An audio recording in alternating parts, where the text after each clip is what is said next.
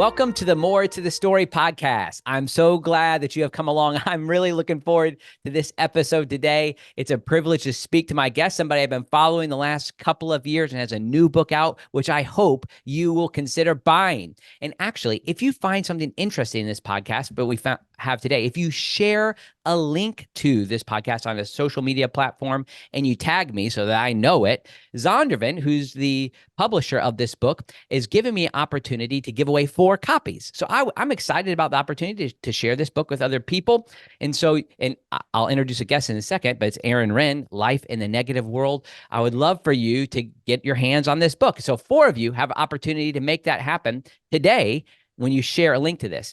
I want to thank our sponsors who make this podcast happen, Wesley Biblical Seminary, where we are developing trusted leaders for faithful churches.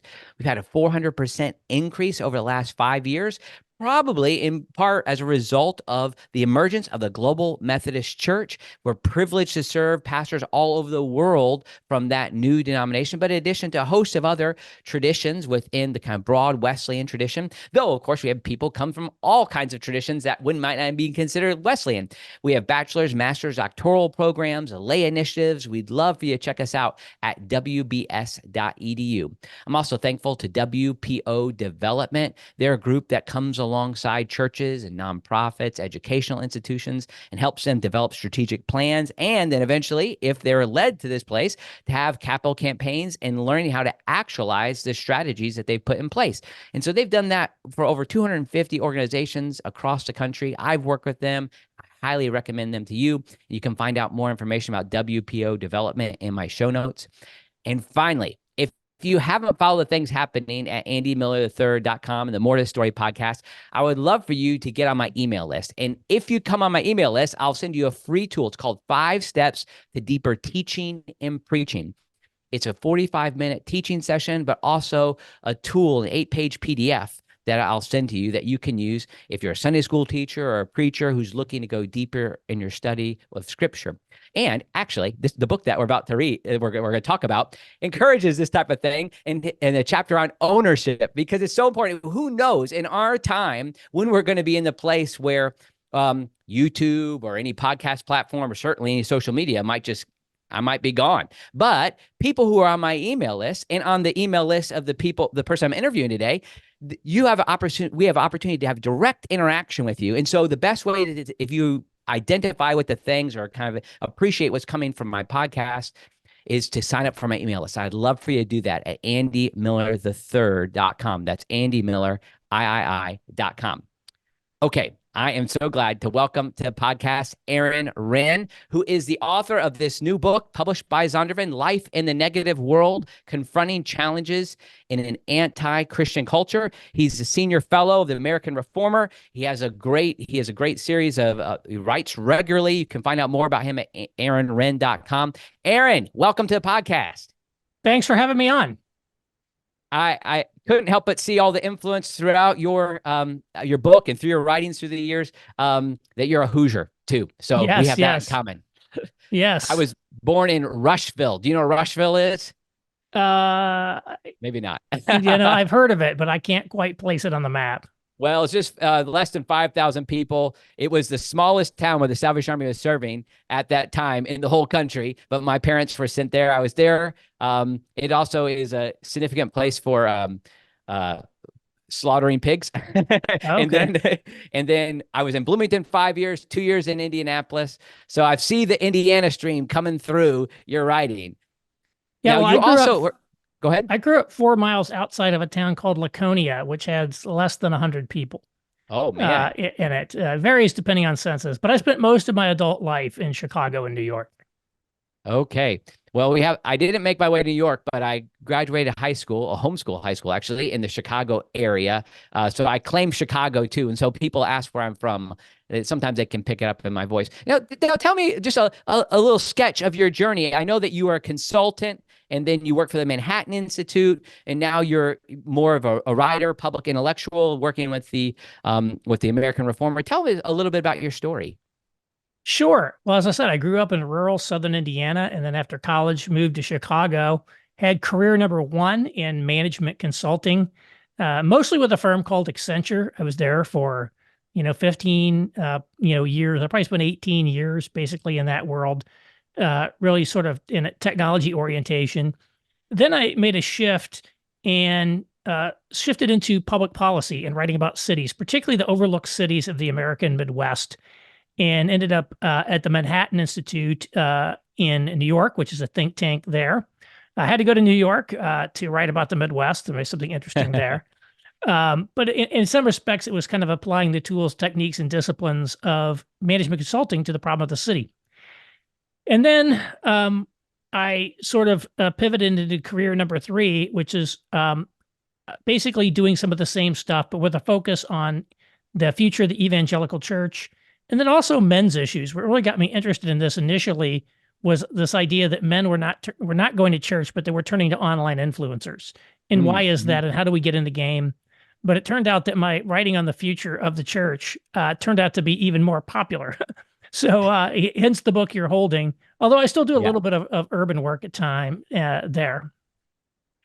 Interesting. And the former blog or newsletter you have is called The Masculinist, right? Now, I was with you a little bit in that time period before you kind of transitioned to this. Yes. So that's what I was saying. I was originally sort of talking about men's issues, and then it sort of grew out of that. So I sort of just rebranded it after myself because it's I don't want to limit it to just any one topic, Right. Well, I've so appreciated. I've saw the article in the First Things, which I think there was this idea had been developing for almost a decade with developing these three worlds, this framework for the three worlds. And in just a second, I want you to explain it. But I'm going to try and come at it a little different way than I've even heard you talk about it before. And I want to explain a little bit of my story because I think when I read this book, and I've read your article, but it's even more so with the book. I love how you've just been able to take more time and also think about what people are to do more with the information that you've given.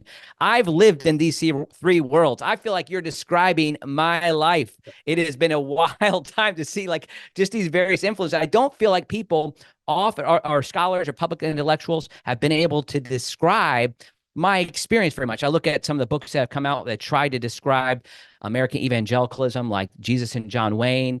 And I feel like it misses the positive things that I experienced from that culture. Okay, so here's my parents. I came out of multiple generations in the Salvation Army, multiple generations of preachers in the Midwest. My parents were deeply influenced by James Dobson and people like that, and those type of disciplines that they learned. Dare to discipline, for matter of fact, was a part of like my very experience. I was into 1990s Christianity culture of DC Talk, True Love Waits, and all those type of things. But nevertheless, like kind of sensing in that period, something different was happening in the mid 90s. Go to a Christian college. Many generations of my family went to Asbury University, where I started to sense a little bit more of what you identify later as a cultural engagement model, where we wanted to be a little bit more sensitive with the way we approach culture and influence change. I'm like a very typical kind of evangelical story. Met my wife at an evangelical college. We got married at 22 and 21. We went into ministry. I went to seminary, and then began to just have a sense that things were not the same as how I grew up. And I know that that's probably the case for everybody along the way. But then, really sensing that I needed to be able to respond appropriately to some of the changes that were happening in society. And then we get to the 2010s, and as I'm leading as a pastor. We end up eventually, just 2 years ago, homeschooling our children. After I had been homeschooled, our kids had been in Christian school. I feel like as I work through these various worlds, I've lived in these worlds. So now, as that is my proviso, I'd love for you to just talk about this this framework that you've developed between worlds. And maybe you all will see as he describes it how I fit in. I think a lot of people in my audience probably fit into those descriptions. Well, I'm glad to hear you say that because, it really has resonated with just a ton of people. They're like, wow, this explains what I've experienced, what I've seen. And that's the point. It is to help you make sense of what you're seeing. And so it's fundamentally, it's something that's designed to be useful. It's not like something like Newton's second law of motion or something like that. It's not a scientific law. It's not a theological framework. I'm not trying to give a doctrine of the Trinity. I'm trying to help people understand the world. And so the way I describe it is we never had a state church like they did in Europe. But Hmm. for most of American history, we did have a sort of softly institutionalized generic Protestantism as our default national religion. Go back to the 1950s. Half of all Americans went to church every Sunday. That was actually the high water mark of church attendance in America. We had prayer and Bible reading in the public schools. We were adding "In God We Trust" to our money, "Under God" to the Pledge of Allegiance. Then in the 1960s, this starts to come unraveled. I date it to around 1964. Christianity begins to go into decline in America. Church attendance declines, personal adherence declines, and people sort of begin to question the Christian moral framework. And so I divide this period of decline between 1964 and the present into three phases or worlds that I call the positive world, the neutral world, and the negative world. The positive world, which lasts from 1964 to 1994, is a period of decline for Christianity. I want to be clear on that. Yes, Not yes. everything is going well. It's not positive in that sense. Church attendance is in decline. There's the sexual revolution, etc. At the same time, Christianity is still basically viewed positively in America. To be known as a good church-going man makes you seem like an upstanding member of society, and Christian moral norms are still the basic moral norms of society. And if you violate them, you can get in trouble. In 1994, we hit a tipping point and enter what I call the neutral world, which lasted from 1994 to 2014, where Christianity is not really seen positively anymore, but it's not really seen negatively yet either. It's just one more lifestyle choice among many in a sort of pluralistic public square. And, we might meet.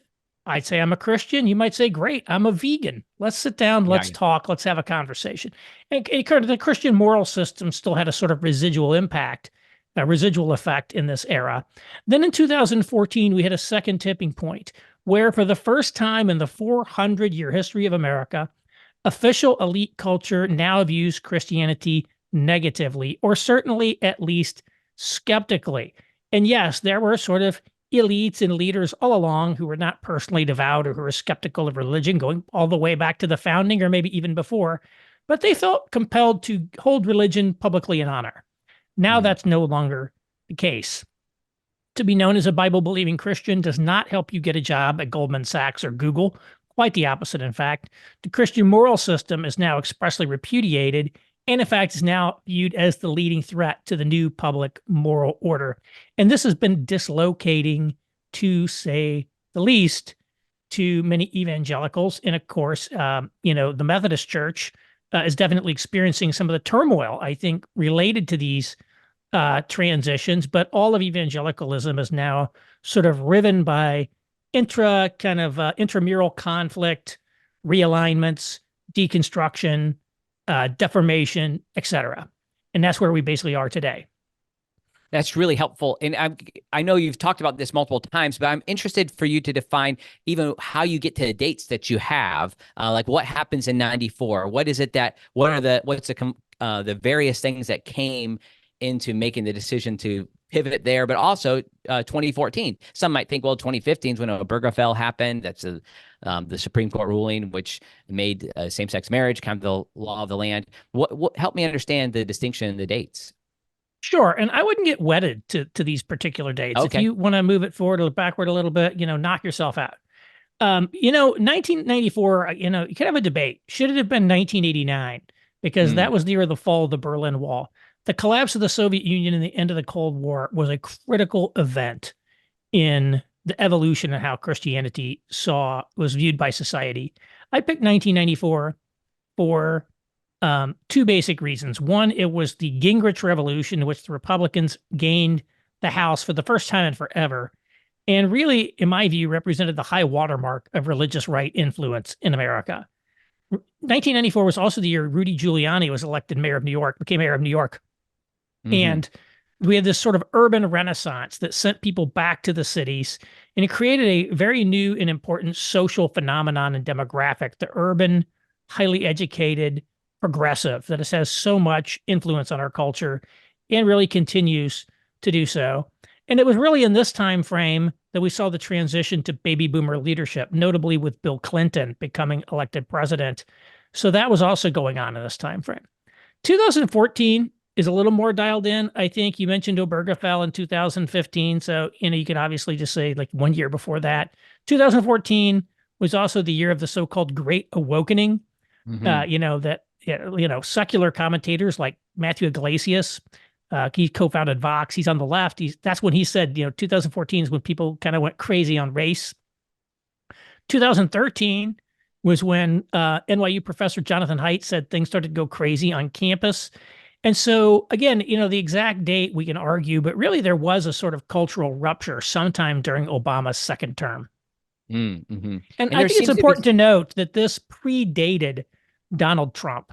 And so this Hmm. can't be like chalked up as a reaction to him.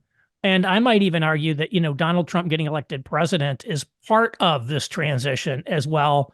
And in fact, it's sort of I would say it is an effect, not a cause, but certainly shows that something fundamental has changed in the culture.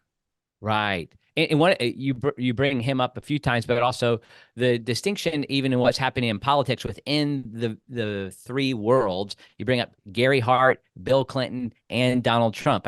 Tell us how that fits into these distinctions.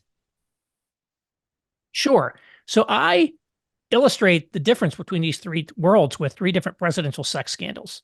In the positive world, that was the 1987 scandal with Colorado Senator Gary Hart, who was the leading contender to be the Democratic nominee for president the next year.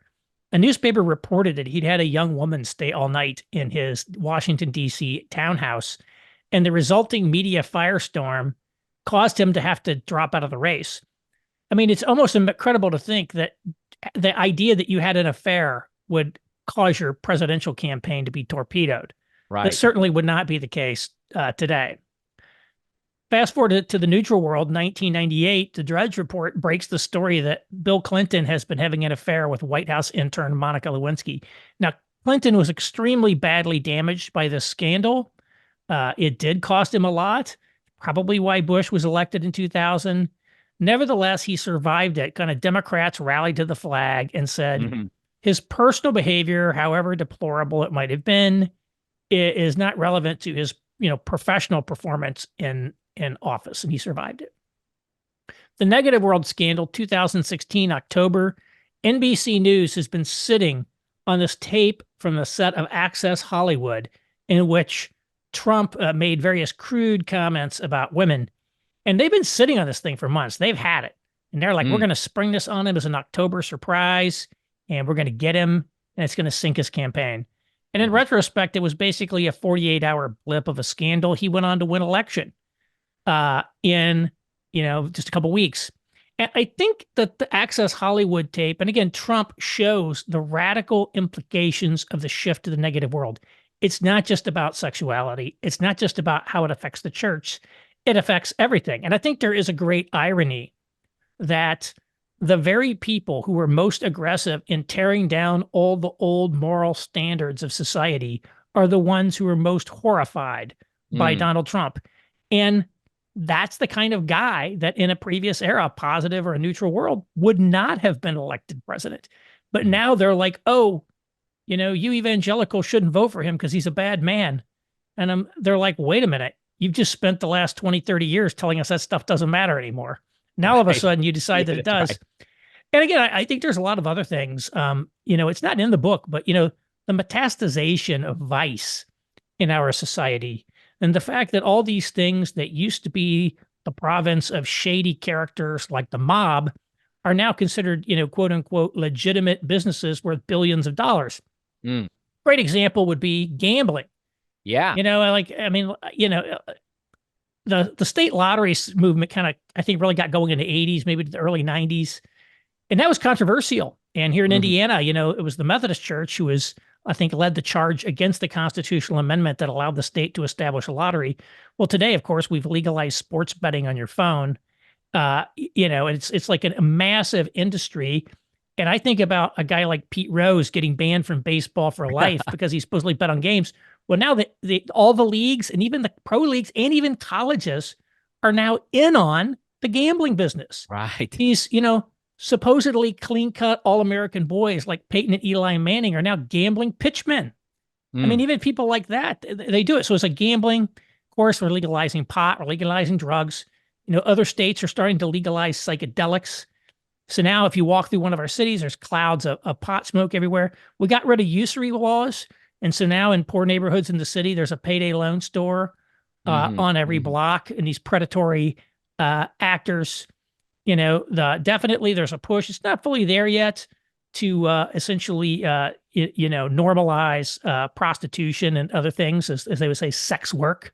Right, Lots of right. people Sex would worker. treat, something like OnlyFans as empowering. And certainly we have industrial strength porn now that, the big players don't have much interest in shutting down. And so, we'll see what happens there. But I mean, it's like the fact that this stuff is all now considered fully legitimate and preying on the most vulnerable members of our society. That it's just it's unseemly. I mean, even the incredible income inequality that we see with CEOs engorging Hmm. Hmm. themselves while they're offshoring people's jobs, and the pay and all that stuff. It's like it's a product of a change in the moral framework of society. So this shift to it in essentially de-Christianized, post-Christianized, in some respects, anti-Christianized culture, the impact of that is profound. Hmm. Mm. Another case that you use to describe this that's indicative of this moment is people might be surprised, and maybe even people who are my current students who might not have lived through this period, is to look back to 2007-8 when Obama was running for for election against McCain, that he went into Rick Warren's church with John McCain, a church that had recently led the charge against a proposition in the state to make it to move against same-sex marriage. Like the state of California voted to not have same-sex marriage. I mean, it's hard to believe that that was just within the last 15 years, but that's a Right. sign of these worlds, the shift Right. that happened.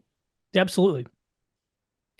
Now, interesting, like you find a few ways that people have responded to the challenges, not just in the various phases of this framework. So you talk about three different groups. You talk about the cultural warriors, seeker sensitive movement, and this is particularly on the church side. I was actually really interested to hear how you're describing what's happening on just the broad cultural side as well. I mean, just thinking about NFL owners being responsible and having part ownerships of DraftKings and these type of things, but seeing all of those other layers. But I am particularly interested in what this means for the church. The church has responded with the kind of cultural warrior side, the seeker sensitive side, and then the cultural engagement. Could you explain what you have in mind with those three categories? Sure. I also look at, like, how did the evangelical church respond to this period of decline? And really, in essence, in a sense, evangelicalism is a product of this period of Mm. decline. So if you go back to the 1950s, I was talking about, we were still sort of a country dominated by the mainline denominations. And as church attendance went into decline, that badly affected the mainline churches. And mostly they've never really figured out how to crack the code on responding to that. And evangelicalism had superior adaptability to changing times and was really able, I think, to fill the vacuum that was left by the decline of many of the mainline denominations there. So I basically list sort of three strategies that evangelicals came up with Let me to, jump in there real quick. I'm yeah, sorry, because you make a helpful distinction. You don't use the kind of theological definition of evangelicalism, say like a David Bebbington right. historical perspective. You're thinking more in sociological terms, right? Yes, that's what I say. One of the things I say in the introduction is I define there's something called the RELTRAD model. I think it stands for religious tradition, and Okay. it's the model that social scientists use in surveys to code people's religious affiliations. And basically, they divide in this system, they divide Protestants into three categories: mainline, Black Protestant, and evangelical. And Mm-hmm. it's actually based on what denomination or church tradition that you are part of. It has nothing to do with your theology or even your race. So if you were a Black person who attended a PCUSA Presbyterian church, you would be classified as mainline, Mm-hmm. right? Mm-hmm. So it's not even a race. It's not a racial survey. It's basically the different ones. And that's what I do. I don't try to come up with a theological approach. As I say, it's a sociological um, phenomenon. Yeah. Sorry to Most interrupt you. I just mostly, felt yeah, like people might find that helpful as we're getting, yeah. as you're getting into these responses. And that's one of the critiques I think it's been unfair that people have made about your model, the framework, is that they end up thinking, well, the black church has always been in the negative world. Well, the problem with that is like you're not necessarily looking at this as something that is intrinsic to somebody's identity, right? I mean, what's your basic response to that Well, criticism yeah, that yeah. you've got? So what I basically say on that one, when I say go back to the 1950s, Yeah. when I say that we had this sort of like softly institutionalized generic Protestantism, we did. That's like an objective fact. Now that doesn't mean that America was always governed in accordance with Christian principles or that there Hmm. weren't injustices or things of that nature. Of course, there was. Jim Crow was going on, for example, in the South. But nevertheless, sort of, Christianity was held in public honor.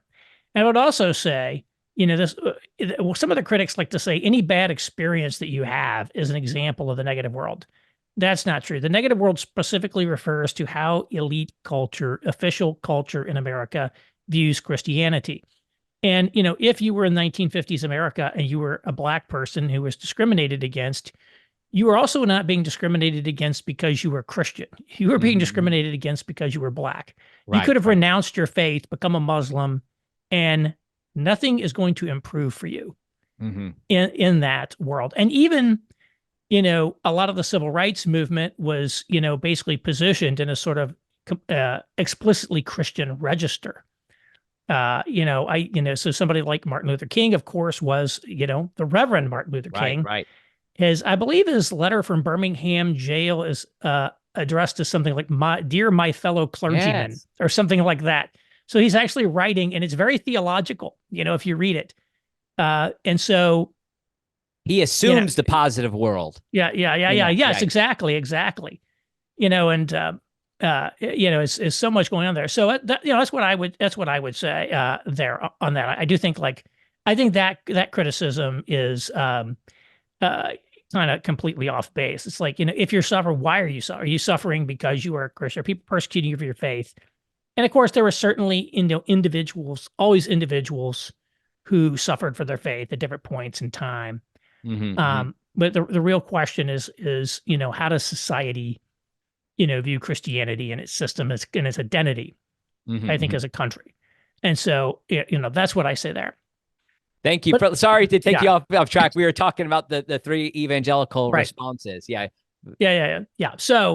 Um, so what I say is, there were these three strategies that were developed: two in the positive world, one in the neutral world. In the positive, you had the culture war strategy and the seeker sensitivity strategy. And in the neutral world, you had the cultural engagement strategy. So the culture war is the religious right that we know.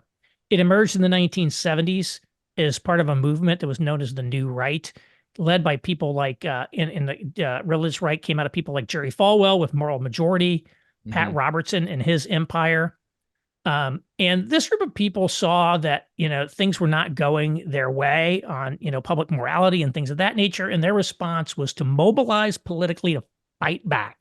It's like, we're going to take back the country Hmm. and we're going to fight.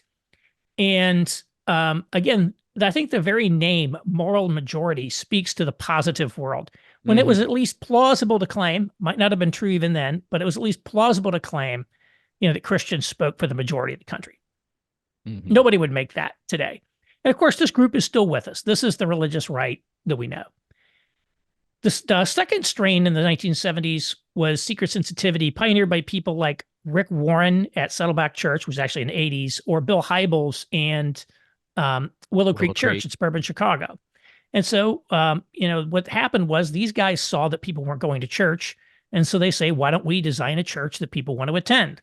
So the origin story of Willow Creek is that Bill Hybels went door to door in suburban Chicago asking people why they didn't go to church. And as he said, I got an earful. Hmm. And so he then designed a church that would appeal to them. So it was free of denominational distinctives or baggage, he might have said, no choir robes and stodgy hymns and organs. It's going to be informal. It's going to be um, uh, uh, sort of contemporary music.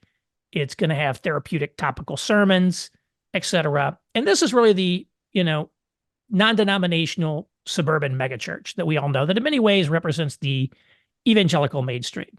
a lot of baby boomer suburbanites. Hmm. This was really a product of baby boomer suburbanization. And I would say this group of churches was quite politically conservative, typically voted Republican, but um, in a very different register than the other Hmm. ones.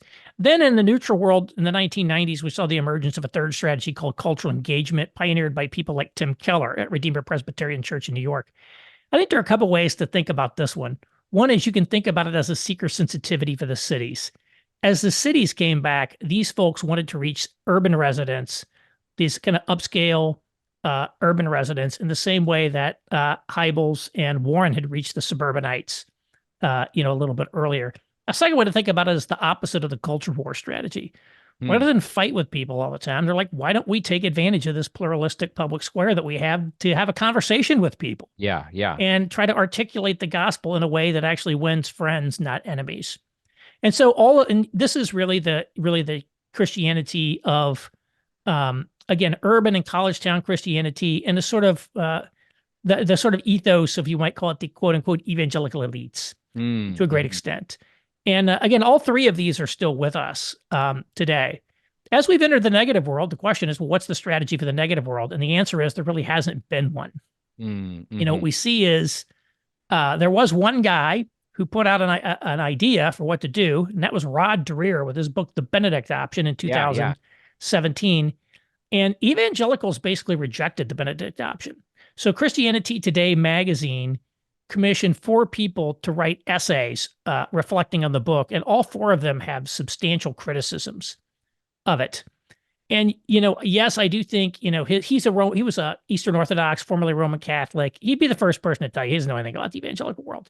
Hmm. So clearly, things like using the monastery as his example didn't really play well. But I think there's still a great sense of denial.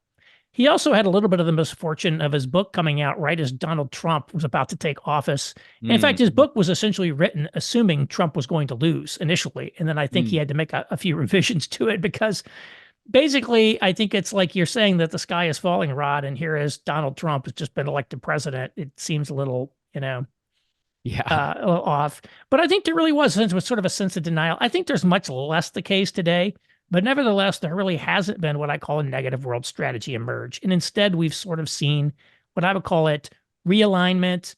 Some people are sort of switching teams, other people are deconstructing. And then we're also seeing deformation of some of these strategies. And so the culture war people have essentially doubled down. And they're Mm. like, what we need to do now is take the gloves off Mm. and really fight. This time we're really going to fight. And so this group, I think we see change, and it's probably a little more Machiavellian maybe than it used to be, where I think go back to Clinton scandals, people would have just said, look, moral character is paramount in a political leader. If you don't have moral character, nothing else matters. Bill Clinton is simply morally unfit for office. Then when it comes to 2016 election, they're like, well, we can't let Hillary win, can we? It's like Right. realpolitik sort of a rules the day. So I think that's one. I think that's kind of what we've seen there. And some people that are, it's a variety of people there. Some people sort of held their nose and voted for Trump.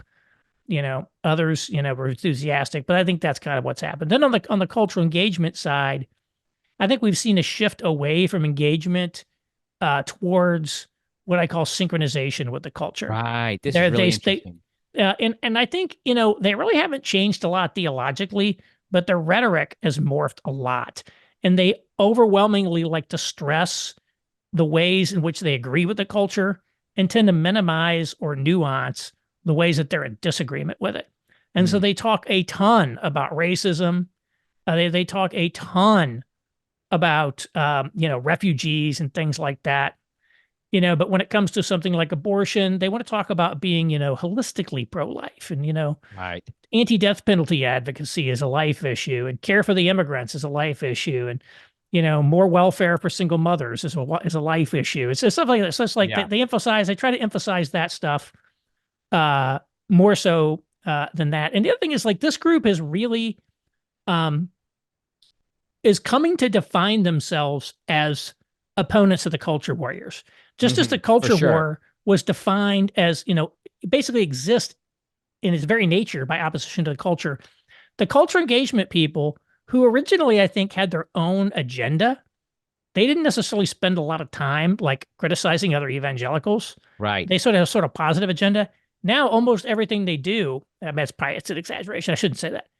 A lot of what they do is explicitly with regards to, cultural war people that they dislike.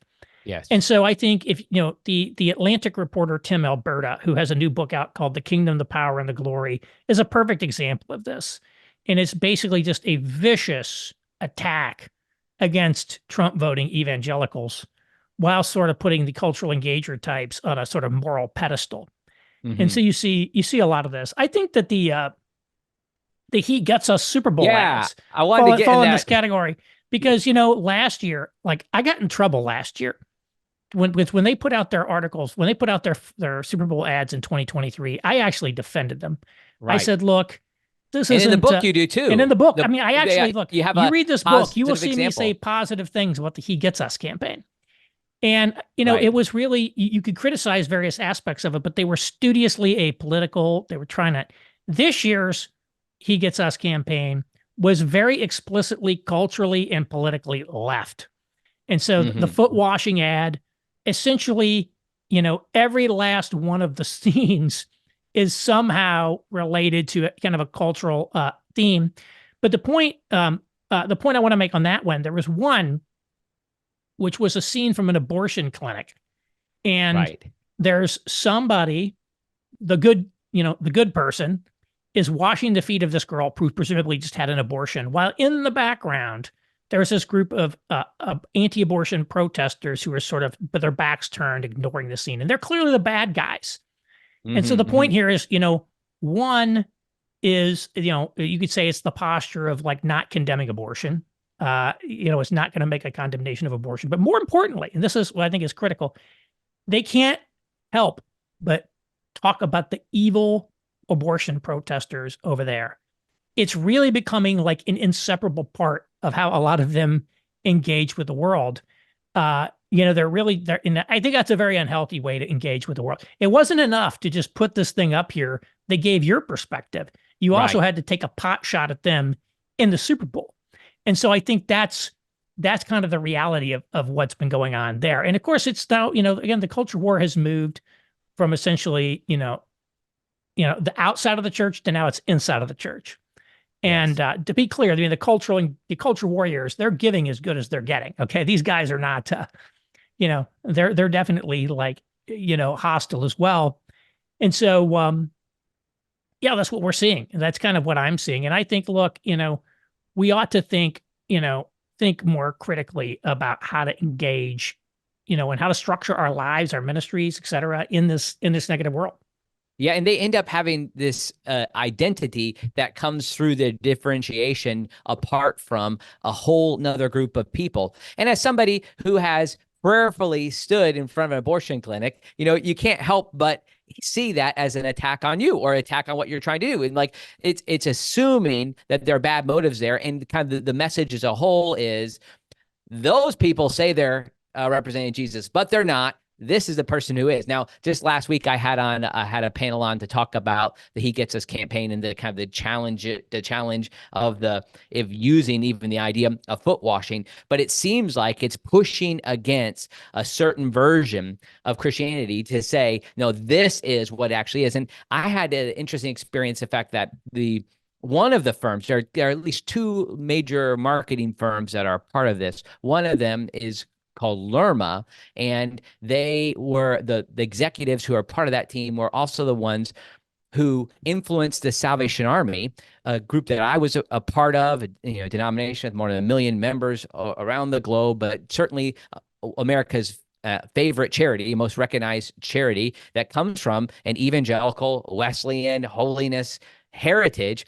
About 20, 25 years ago, they came, the kind of the antecedents to Lerma, it was another firm at the time, developed I would call it more of the cultural engagement branding package for the Army, which used to be the branding promise used to be heart to God and hand to man, or like soup, soap, and salvation, or there's any of the. Instead, it became doing the most good, doing the most good, right? Oh yeah. And what's that? This is that kind of same sort of perspective, which is we don't want to actually offend anybody by calling out what might be involved. Now, they're certainly the founder of the Salvation Army, William Booth, would have been classified as a cultural warrior for sure, Mm. like wanting people to recognize their sin and like have it all out there. The reality of hell and all of that is in front of people so that you could see what a loving God would do. But at the same time, it's led to a minimization of the ecclesial heritage that's a part of the movement. So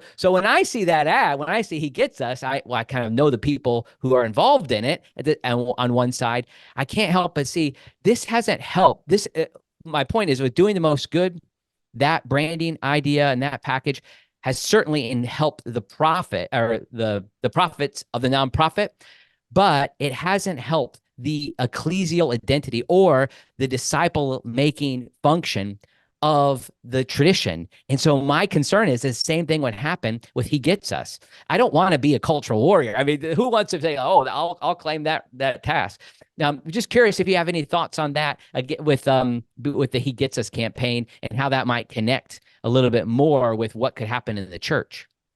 Yeah, well, one of the things, when I initially came up with this idea of the three worlds in 2014, so that may be one of the reasons why I picked that date. I sort of, had this insights, and I started writing out a bunch of bullet points feverishly. And actually, it was after I saw a series of short films called "For the Life of the World" at Indiana Wesleyan University. Hmm. I drove back and I typed up a bunch of stuff because I thought the films were great, but I thought they were the films for like the world that was ending, and Hmm. soon we would be in a different environment. And at the time, what I thought was there was going to be once there you had to incur a material status penalty to become a Christian, there would be a mass blowout Mm-hmm, mm-hmm. of people leaving the church. That did not happen. Definitely, we've seen an uptick in deconstruction. I think that's very related to changing times. 2022, the Christianity Today ran an article about how, among Gen Z, there's no longer a gender gap in church attendance. Hmm. It used to be significantly more women than men attending church. That's no longer the case in younger Hmm. cohorts. And I think one reason is, you know, the loss of status of Christianity has sort of like, repelled, a lot of women for the church. It is sort of becoming a repellent in some respects, for people. But really, I think what ended up happening was I didn't anticipate that what people did is this sort of synchronization towards the culture. Right. And what I said was, let's call it the negative world, but it might be better called suspicious than negative. Merely identifying as a Christian does not necessarily get you like in trouble.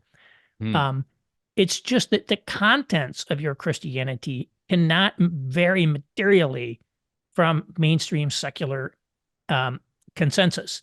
So someone like Pete Buttigieg can say, "I'm an Episcopalian," and he's not going Sure. to get in trouble for that. Raphael Warnock, who is a Christian pastor who is now in the U.S. Senate, right? Nobody ever calls him a Christian nationalist. He's Right. not attacked by people. And so this idea where essentially a sort of denatured Christianity uh, that's compliant with the culture is okay, uh, but one that conflicts with the culture is not, creates an incentive for people whose Christian identity is important to them to find a way to bring that into sync with the culture as they possibly can, because people respond incredibly to status signals. They do. And so, sort of what I said is, this is more of a mainline trajectory Hmm. where, the cultural engagers become much more, driven by the culture than influencing the culture, and they sort of get dragged along with it. They retain, their cachet for a while, but they begin slowly, kind of what I call the slow bleed. You Hmm. start losing, over time. And I to bring it back to He Gets Us, I think that the Super Bowl ads this year in He Gets Us were very much in a mainline register. And Hmm. here's what I mean by that. Those ads basically portray Jesus as an ethical teacher and a moral exemplar. which Yes. of course he is. But that's what mainline Protestantism always said. Jesus was a great moral teacher. He was a great moral example.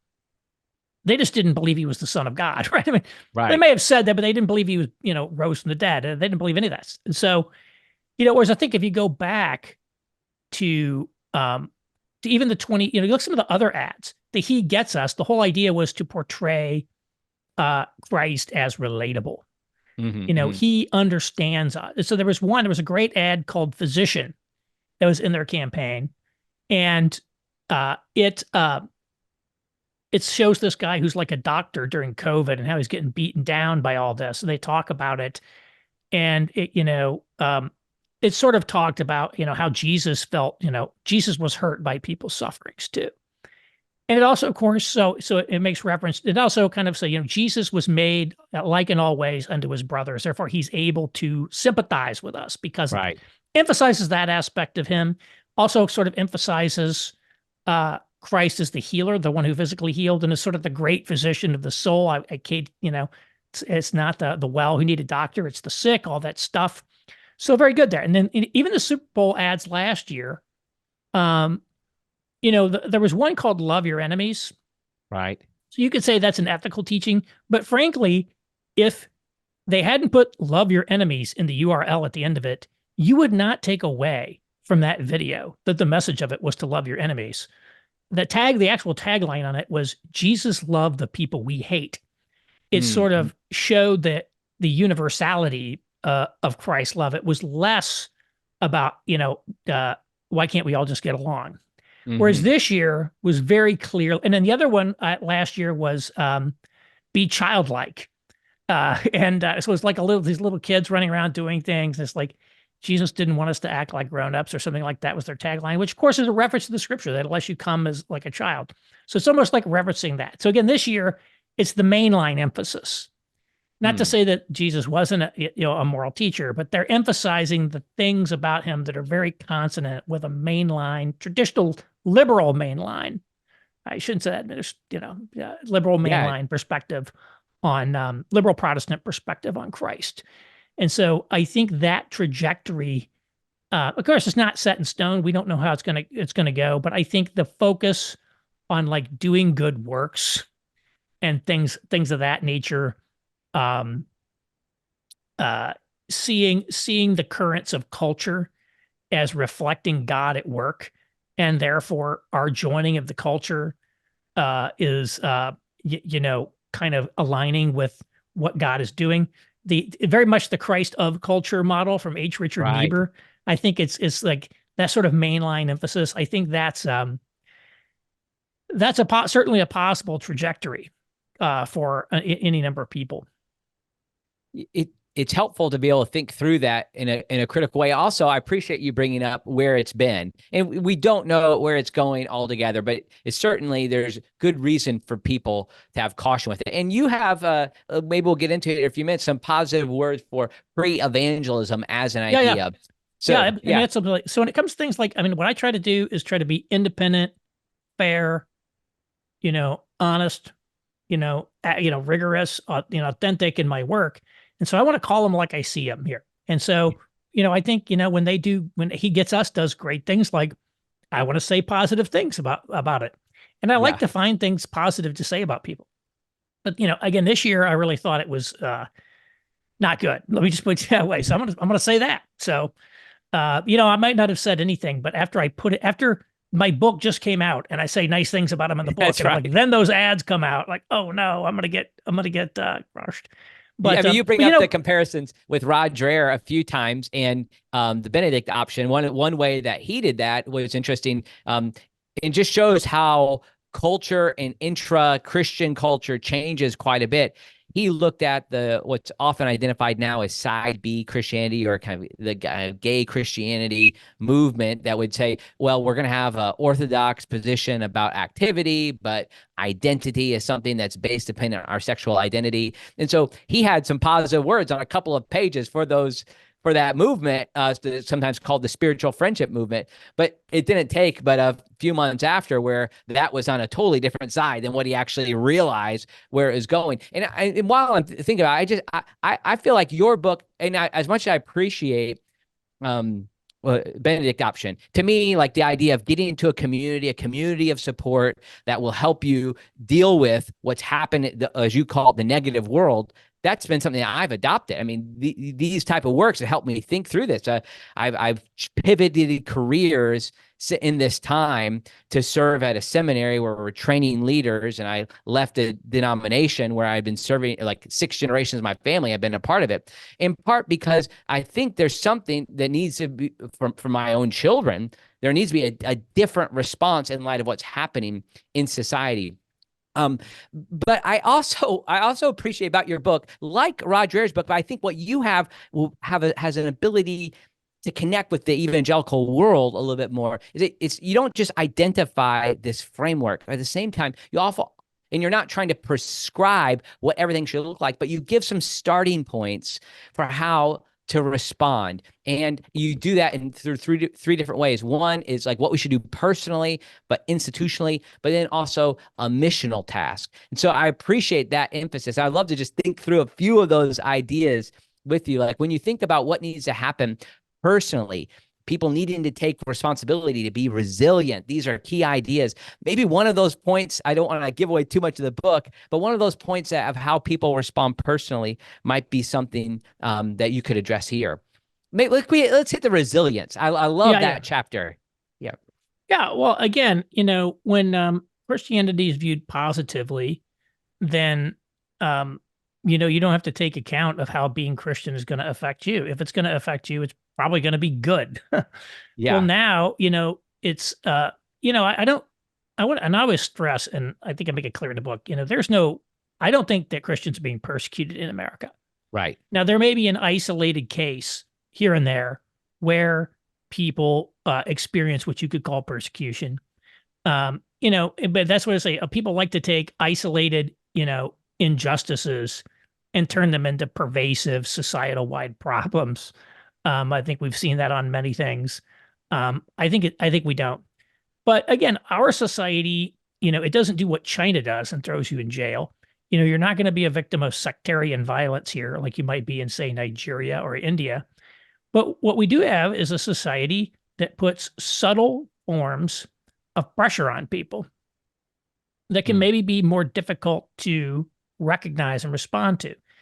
And the example I like to say is, look, Paul was stoned, he was beaten with rods, he was shipwrecked, all this stuff, but thrown in jail. But nobody ever took away his ability to feed himself by being a tent maker. He could always make Mm-hmm, mm-hmm. money doing tent Yes. making. Yes. Well, today, you might be able to lose your job, or something like that if you say the wrong thing. And even though that may not happen to most people, we've seen it happen to enough people, not necessarily for being Christian, for just, any sort of violation of these secular taboos, you could find yourself zapped. Mm-hmm. And so, sometimes your number just comes up. And so I do think in kind of our world today, we have to be more intentional in thinking through things like, where should I live? Mm-hmm. What career should I pursue? How much, you know, how much debt should I take on? How high a lifestyle should I live? A lot of things like that, and structure our lives to create, more resiliency in the face of hostility. So I was living, in New York City, working for a nonprofit there. I had a wife and a young son. We moved back to Indiana. Like, well, staying in New York, not a good idea. We moved back. And then again, a year ago, we moved from downtown Indianapolis to the suburbs, because, a lot of reasons to do that, but one of them is just the reality is that this downtown environment is culturally unfriendly territory. Actually, much more unfriendly than, say, the Upper West Side of New York. I mean, I think, New York is actually a quite safe place to be as a dissident or contrarian thinker in a lot of ways, much more so Ah. than some of these flyover cities, believe it or not. Hmm. And so we're out, now we're out in the suburbs. Oh, by the way, my wife and I are both from here. So we're in a place that's culturally familiar. Our family is nearby. That makes sense. And so these are things that we do. If we were in New York City, we'd be more isolated. We'd have massively higher expenses, more life stresses. And not that everything's perfect here by any means. That's the decision for everyone. For many Hmm. people, living in New York is a great decision. And so I think the key is we need to just intentionally consider it in terms of things like that. And we also have to consider, again, it's not just about the religious dimension when you look at our society. Um, how do we uh, successfully reduce our, risk exposure to things like drugs? The son of the former CEO of YouTube just died of a fentanyl overdose yesterday Wow. and at Berkeley. And this is something that's affecting not just poor people, it's affecting everybody. Huge risk to your kids from drugs today. How do you what do? You got to think about this stuff. Our society, think about you got a young son, he's got this phone, he likes sports, he might end up in enormous debt from gambling. Like lots of people are having that. They're getting sucked into the phone gambling. And Mm, you're going up against corporations with billions of dollars that are deploying top psychologists mm, and psychological research and addiction technology to get people hooked on that stuff. You're not going to beat these people. mm. It's asymmetric warfare. And so you got to spend a lot of time thinking about how you structure your life there. Now, I do think, um, some of the old approaches that people had, like, I just won't let my kids Right. listen to rock and roll music. They won't get Yeah, any yeah. bad influences. It's a purely insulating Right, is right. not practical. So we have to be equipping people. Yes, I love And that so, distinction. so we now need to say, look, you're going to, it's like a lot of people, it's like the smartphone. Everybody knows the smartphones have these horrible impacts on young children. So you could say, I'm just not going to get my kid a phone. He's Right, just not going to have one. right, right. Well, at some point they're going to turn 18. They're going to they're going to move out. They're going to go to college. They're going to get a job. They're going to move out. And then what's going to happen? They're probably going to get a phone. Right, right. You're gonna And have to learn then, to deal with it at some point. so at some point I think, if you haven't like done anything, it's like they're going to get exposed to this stuff cold. And again, there's no one size fits all. So, anything you do, okay, I'm going to give my 16-year-old a phone. Oh, now there's this. So it's like, there's no risk-free solution here. And Yes. different people are going to come to different choices. And I think that's fine. But it's the sort of thing we have to think about. Yes. What are we going to do? How are we going to respond to all of these things that are in our culture that are antithetical to human flourishing, that put you at risk from your faith, etc.? I love the way that you so quickly say that. It's like you're not going to insulate. Instead, we're going to prepare people. Oh man, I just lost what's the word that you said? Insulating, not insulating, but Equipping. equipping. Yes. Like that was, I read that out loud to my family just to make sure like we get, this is what we're trying to do. We ran the exact same thing as we finally, we had held off for a long time in a similar way that, going back to the positive world, the cultural warrior side, my family held off on secular music, held off on all these type of things. But still, we had to get to a place where that time will come where you have to make this decision on your own. I found this to be an interesting change of direction when you say that we now have to be, like you say, the moral majority was an assumption of the positive world. But now we really have to learn as an evangelical community how to live as a moral minority. And interesting with that is you point us to at least one group, a few different other religious groups who've learned to live as moral minorities. And you point out the Catholic tradition, which interestingly, I also thought the social stratification that you showed, how the Catholic Church has been able to have people from various social financial, socioeconomic categories stay within them. But you look to them as maybe a guide, not theologically, but how we might be able to persist in this negative world as a moral minority. Yeah. So, I said, well, how do you learn from other minorities? It's tough to go from being a majority to a minority. And, there's minorities who've been very impressive, like Jews or Sikhs, but they're Hmm. small. They're very small communities. They're not as large, as evangelicals. They're also ethnically linked. And so, what would be a good comparison? And what I came up with is how about early 20th century Catholicism? Because America really was sort of an anti-Catholic country at that time. And these folks said, well, if we want to live as faithful Catholics in this Protestant country, we have to create an ecosystem or an environment or an economy that allows us to do so. So they created all their parochial schools. They Hmm. created the Catholic universities. They created Catholic fraternal societies, all this Catholic infrastructure that allowed them to, identify, sustain, pass on community life. And even when they were admitted to the mainstream institutions, they never let go of that. And Hmm. so, we need to be thinking like that in terms of what to do. Learning from people like that. Maybe also learning from the Mormons. The Mormons were on the outs for a very long time, and I mean, talk about some people who did get persecuted. The Mormons were basically persecuted, and and yet look how impressive the Mormons are today in terms of many Their dimensions of life. influence. Yeah. Yeah, their influence. They're very, very financially successful. They're growing, and you can learn a lot. And they're still, they still have great family formation rates and things of that nature. I mean, if you look at so many statistics, like Utah is like a foreign country. It's like Mm. how Interesting. much, it's like, wow, wouldn't it be great if America looked a lot like Utah? What could we learn from them, for example? And again, I don't think these situations are there. Like one of the things that's different about Protestantism is Catholicism is kind of one integrated church. Mm-hmm. And if you split, if you become schismatic, there are issues with becoming schismatic, theological issues that don't apply in the case of Protestantism.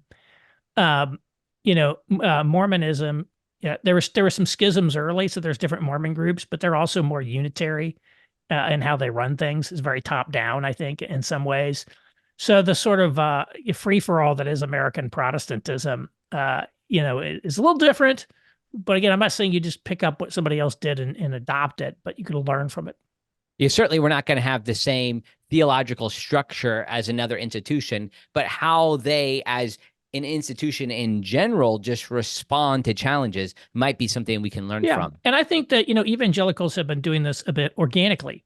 So we've seen the creation of this, vast educational infrastructure.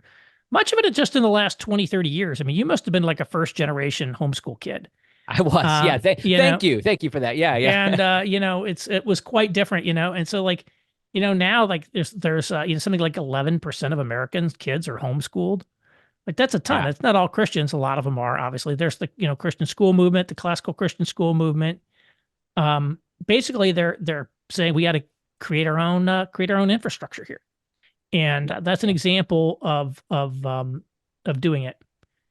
No, that's really helpful. Yeah, I was in that first group. I graduated high school in 1998. So the internet was just coming around. So it was a whole nother time. But now my kids are on homeschool basketball teams that travel around. There's pockets. There's choices just even in the Jackson, Mississippi metro area of what type of co-op learning opportunities are available. It's amazing what happens. And I'm interested in what you think about like what happens for institutions. Like for instance, I serve institution that's serving the church in this time, and like we have to think about how we are going to respond to cultural changes and to be able to be flexible yet nimble, but yet also wanting to be responsive. You have some helpful words to institutions as well. What is it? What is it? How can an institution be prepared to respond to this negative world?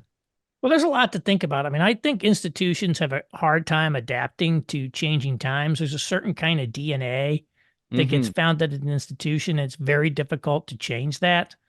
A lot of evangelical institutions are still very boomer dominated.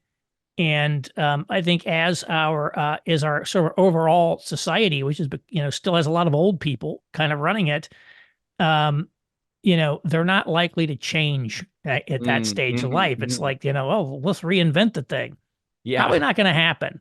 Right. And so what I would say though, and one of the things I'd hone in on is, again, is focusing on what I call, just institutional integrity. I mean, the fact of the matter is there's declining trust in institutions in our society that's eminently deserved. In fact, I might argue that many of our institutions are still too trusted relative to the amount of Mm, trust they actually deserve.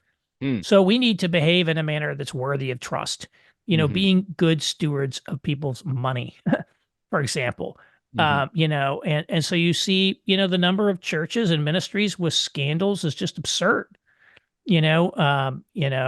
Infidelity scandals, financial scandals, people getting rich off of a nonprofit ministry, abuse scandals, and things of that nature. And so it's like, wow, we had to like clean up our own act there. I think we have to make sure we got competent people like in charge that know what they're doing. And like, we have a competence crisis, I think, and we see like a great example, this Boeing plane, this Alaska Airlines plane with this door plug blew out in mid-flight. I guess everybody saw that. Yeah. It's like, you can't have that sort of thing happen. So, if that happens, if this equivalent to that happens to your institution, that's a problem. Yeah. So you need to have competent, on top of it leadership. And then the other thing I talk about is missional integrity, Yes. which I think is maybe the most important part. And I use integrity here, not just in the terms of like, honesty and all of that, but in terms of like structural integrity. When the pressure of the negative world bears down on your institution and your church, is it going to crumble? Is it going to deform? Mm, Is it going to hmm collapse? Right? Like a submarine getting exploded or, a plane, something bad happens to it. And it means you have to understand, you have to have clarity about what your mission is and then stay on it because I think a lot of people want to pull you off mission. And so, like, I mean, I can tell you 100% that a lot of these churches, they're constantly getting pressure from various people to talk more about race or talk more about hmm this or talk more about that. A lot of these churches that had no real history of like talking about racial issues all of a sudden went woke and like hmm big changes in like a very short period of time. And these people are just getting blown here and there by the wind. The latest fad, they're onto it. Now, mm, obviously, when the world changes, we have to change with it, but we have to have a good understanding of what our mission is and where we stand on things and be able to stay with that. And I think the institutions that are able to do that are the ones that are really going to differentiate themselves. And the example that's not a per se a Christian example that I think has really it's kind of embarrassing in a lot of ways is Hillsdale College. mm, Hillsdale was sort of a regional, liberal arts college not that long ago that drew most of its kids from Michigan, right? It wasn't even like right. this. Now they're extremely selective. They're approaching Ivy League levels of selectivity. Only 21% of applicants get admitted to Hillsdale. Donations are pouring in the door, there because they really articulated a unique vision of what they are, their distinctives around traditional liberal education, around the American founding and American sort of political and cultural values. And it's resonated with a ton of people. Mm, And, they've really said, this is what makes us distinct. They've doubled down on their distinctives and they've held firm yeah. on it. And, they, even with, I think even like they navigated the COVID thing, relatively well and saying, okay, we're gonna try to keep going. We know these people are coming after us. There's these issues, and at the same time, they took some heat for people from being too responsive to COVID. There was no win situation there, but they navigated that very well, and which a lot of people didn't, and so they're going from strength to strength. Whereas I think a lot of the Christian, more explicitly Christian colleges, um, have not articulated that unique, compelling vision of who they are. What makes you distinct? And so for your own institution, just having that, understanding of, your core values, what makes you distinct, why are people going to choose you, what's your mission, and being able to stay on that and articulate that and like hold firm to that, I think is very key in a world where there's a lot of pressures and things, all over the place, taking you here and there. Yeah, that's part of what's the story of Wesley Biblical Seminary has been that we held to this. We're an evangelical Wesleyan institution, and we held to biblical inerrancy and the reality and promise of the sanctified life of pursuing, seeking, sanctifying grace in this life. These are like things that actually marginalized us as an institution for most of our history. But then, like as we've held to these beliefs, along comes the Global Methodist Church and other denominations that have like held to these sort of standards that we have, and now it's opened up the doors to us to be able to serve this denomination. Hence, we have like more students now. We almost have more students right now than we do alumni across our 50-year history. And also there's a flexibility too that we've adapted to the online environment. And I have a friend who teaches at Hillsdale, and one of the things that he described, he used to be at an R1 school. He describes how awesome the students are, like just how Okay. amazing, like they come wanting this type of rigor and from that particular type of tradition. I love too an emphasis you have in the book when you're thinking about the mission of institutions is that they have to have also not just these core convictions, but also they need to be thinking multi-generationally. Like Yes. that's often and that's missing. It's like we have and you use the example of Hezekiah from Scripture. I appreciate that too. I know I might be getting close on your time, but I'd love for you to comment on that. Like why multi-generational perspective is what we might need. Yeah, well, a lot of especially a lot of churches, they're founded and they grow under a charismatic pastor, and people are there. And then when that guy leaves, what happens? So you have to have a plan for like the next generation of leadership. And I think a lot of these places, they haven't really raised up a new generation of leader. Again, a lot of them are still sort of dominated by kind of older folks. And so I think there is a point of, and there's also, a sense in which, a leader can say, I never personally crossed the line on anything theologically, but I brought my church right up to the edge of the line. And now when I'm gone, if the next generation crosses, right, they cross Yeah. into it, you can't say that you had nothing to do that Yeah. with that. And so if things go, if things go off the rails after you step down from an institution as its leader, then most likely you have something to do with that. Now, Mm. you're not to blame completely. Oh, it's all your fault, right? And that's not true. It's not true at all either. But like, if you screw up the succession plan, if, there's issues there, if you don't, if you leave your, successor at a pile of debt and a whole lot of other things, then you got to take some responsibility for that. So thinking, and I just think, we have to have a transcendent perspective on the world, which is to say, we need to be eternally minded in the sense that, and not that we're out looking for God to teleport us off this rock, but the point is that ultimately our ultimate inheritance is in heaven. We Yes. should be storing up treasures in heaven. So if we don't understand that there's values beyond this world, we're missing something important. And I also think that applies within this world, having a perspective that goes beyond our own life or our own Yes. tenure. The cathedrals, famously the cathedrals of Europe, were started by people who knew they would never see those projects complete. It Yeah. took hundreds Yeah. of years sometimes to build these cathedrals. And it's like the proverbial man planting a tree under whose shade he will never sit. And Mm. unfortunately, what we've had in America is a generation that's liquidating future value. Like, how can we take all the future money off the table for ourselves? Yeah. Yeah. I went through a company that had been a partnership. I worked for a company that was a partnership, and they IPO'd the company, which basically allowed the partners to capitalize all the future value that future generations of partners could have earned and give it all to themselves and walk away with Mm. all of it. And that's kind of what's happened in our society. And it's less about like the idea of leave the place a better than when you found it. Now a lot of people are gonna inherit a mess in a lot of Mhm. these places. And so we need to be thinking about that. And so part of the way I see my own mission is, I'm probably not going to run any organizations or something like that. I may not be building an organization at this stage of my life, but I want to create the space and the conditions, in which, I'm Generation X, so that millennials and Generation Z can build something better.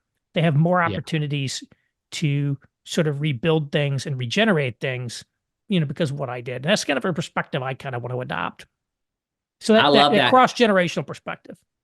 Yeah, that was really helpful. And you use that analogy too in the book too about thinking about the cathedrals of the past. Well, I really appreciate your time, Aaron. It's been a blessing. I always ask the question at the end. My podcast is called More to the Story. We'd like to think about the kind of the theological side of that there's more to the story than just getting our sins forgiven. But also, I like, is there more to the story of Aaron Renn? You've been on a lot of podcasts, on a lot of interviews, written a lot of articles. But is there something that people often don't know about you that maybe you could share with us? Well, I love opera. People don't Okay. say, and when I lived in New York, I lived a 10-minute walk from the Metropolitan Opera House. So I go to the opera like once a week. That might be one of the things I miss the most about not living in Oh New York man. anymore, because we don't have an opera like that here. But Wow. that's one of the things, when I talk about the cultural engagement people, in essence, that's me. I grew up in the culture war, rural kind of church world. Then as an adult, living in New York and Chicago, and liking things like fine arts and that life. Um, yeah, it gives me a perspective on that as well. But that's one thing that I think opera is great.